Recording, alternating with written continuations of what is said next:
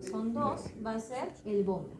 ¿Ya? Esa vendría a ser la delimitación de las coanas comunes. Con que ustedes sepan que las coanas me van a dividir la cavidad basal y la nasofaringe, por lo menos con eso el techo va a ser formado de que ya no se sepan todos los dos límites, bueno, pero igual se les ha mencionado si es que en caso de animo. No se olviden, el modal es más anterior. Luego, vamos a tener, si ya hemos visto pared anterior y estamos hablando que tiene forma de cubo, me faltarían las otras, ¿no? Hemos visto pared anterior, nos tocaría pared posterior, laterales, que son dos, superior e inferior. Ese hueco No lo crean, es sencillo, pero hay que repasar, ¿ya?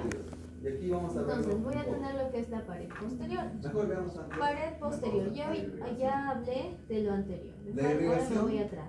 Entonces, voy a comenzar. Si yo estaba hablando de base del cráneo, se supone que ya comenzaría con mis primeras dos vértebras cervicales, que son el para que mi nariz el atlas y el axis. no es tanto. Los compañeros no me dijeron cuáles eran los primeros cervicales. No hay puntos. Esta vez no hay puntos. ¿Ya? Cervical 1 y 2 que vienen a ser atlas y axis. Si hablamos de estructuras óseas, si hablamos de músculo, viene a ser el músculo constrictor de la faringe. Pero ¿qué pasa? Constrictor superior de la... Este músculo como tal va a ser como una especie de repliegue justamente al nivel de donde desembocan las trompas de Eustaquio, por eso que esto da como una especie de vuelta, ya porque lo estamos viendo en un corte sagital, da como una vuelta, y justamente ese nivel se forma como una especie, ¿saben qué es un pliegue? Un repliegue, un pliegue, otro pliegue, ¿no? Entonces estaría justamente conectando a ese nivel. ¿Cómo se le llama ese repliegue? Rodete o puente de pasabanda, ¿ya? Que como tal no cumple una función anatómica, pero sí, si es que nosotros ustedes abren su boca bien grande, ya en un espejo en su casa, lo hacen así, van a poder ver hacia la parte más posterior ese pequeño repliegue, que justamente si eso continúa podemos llegar hasta la desembocadura de las trompas. Obviamente las trompas casi no lo van a poder ver, ¿no? Pero de alguna manera simplemente es la formación de ese. Ya eso vendría a ser la pared posterior. Ahora pasamos a lo que viene a ser la pared superior. En este caso, si hablamos de pared superior, ya habíamos conversado un poquito cuando hablamos de las coanas, que en la parte más superior teníamos a la base del hueso esfenoides, ¿verdad? Entonces, de la misma forma, vamos a tener al hueso esfenoides, el borde inferior del hueso esfenoides. Este hueso como tal va a tener dos porciones, una porción anterior y una porción posterior. De la porción anterior va a tener más que nada rezagos embriológicos cuando se formó la hipófisis, pero eso no tiene mayor importancia anatómica. Sin embargo, en la parte posterior vamos a encontrar acúmulos de tejido linfoide, que en este caso corresponde a la primera amígdala, que es la amígdala faringia o también llamada adenoides, ¿ya?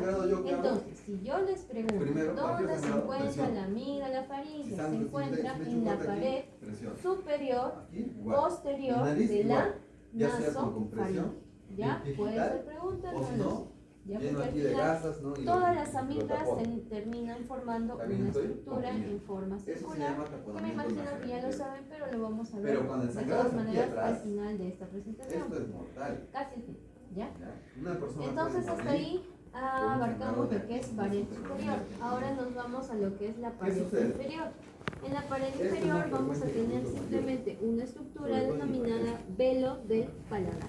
Es decir, que la nasofaringe en su parte más inferior, o sea, su límite, o lo que yo estaría pisando prácticamente si estuviera la nasofaringe acá, vendría a ser el velo del paladar, el cual correspondería a la pared superior de la orofaringe, ¿no? Porque es la estructura que continúa a la nasofaringe, ¿ya?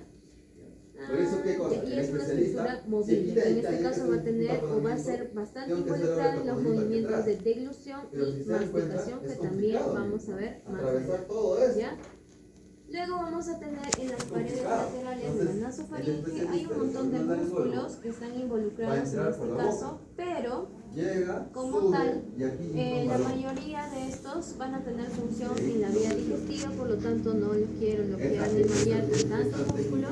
Simplemente lo que quiero que se acuerden que justamente al nivel de las paredes laterales vamos a encontrar lo que es las segundas amígdalas, que son las amígdalas tubáricas. Las amígdalas tubáricas que se van a encontrar, que son laterales, una a cada lado, ¿no? Tanto a la derecha como a la izquierda.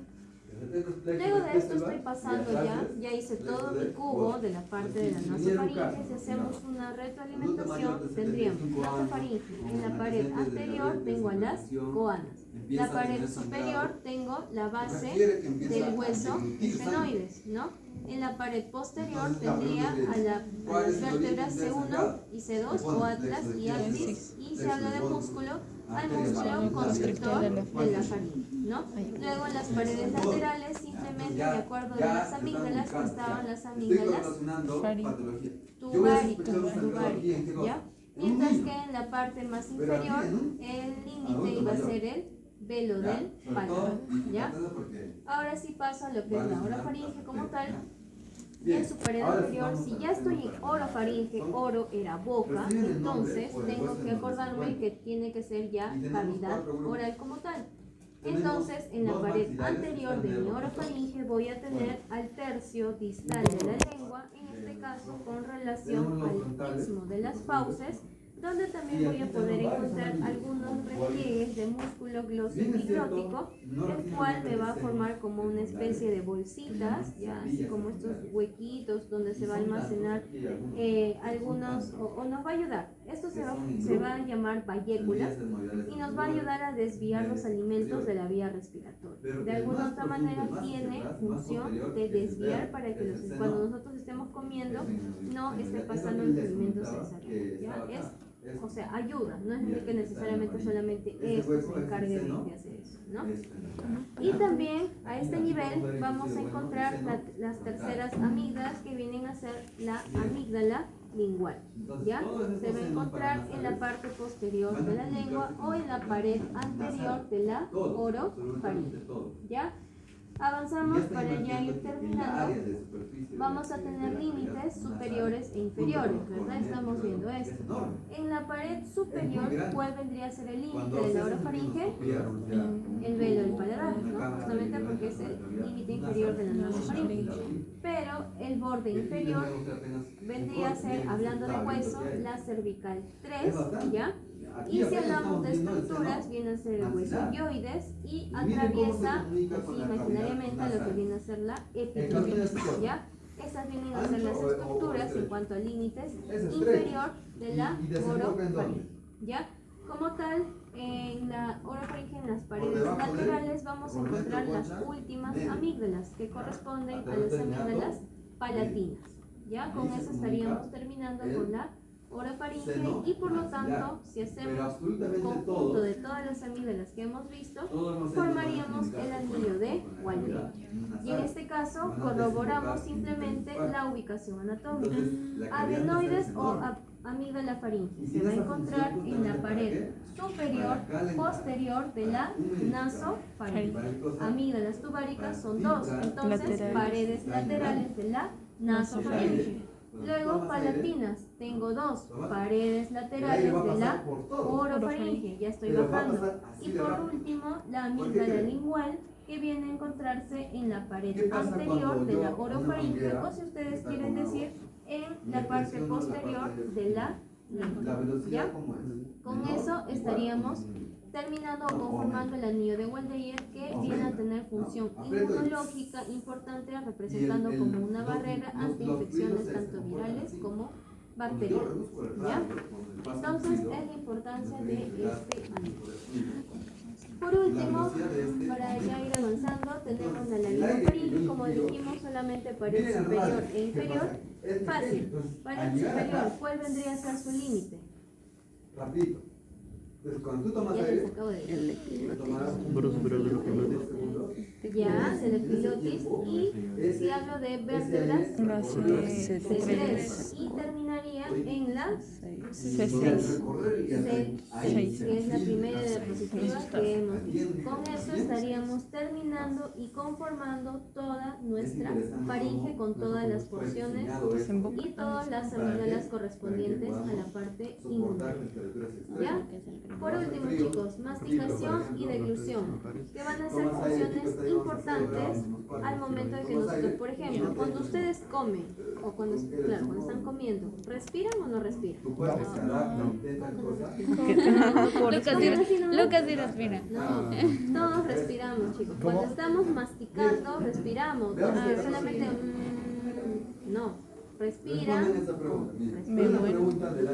Entonces, para eso nosotros vamos a tener las diferentes estructuras que van a tener que subir o bajar o abrir o cerrar para evitar que los alimentos como tal vayan a la vía respiratoria.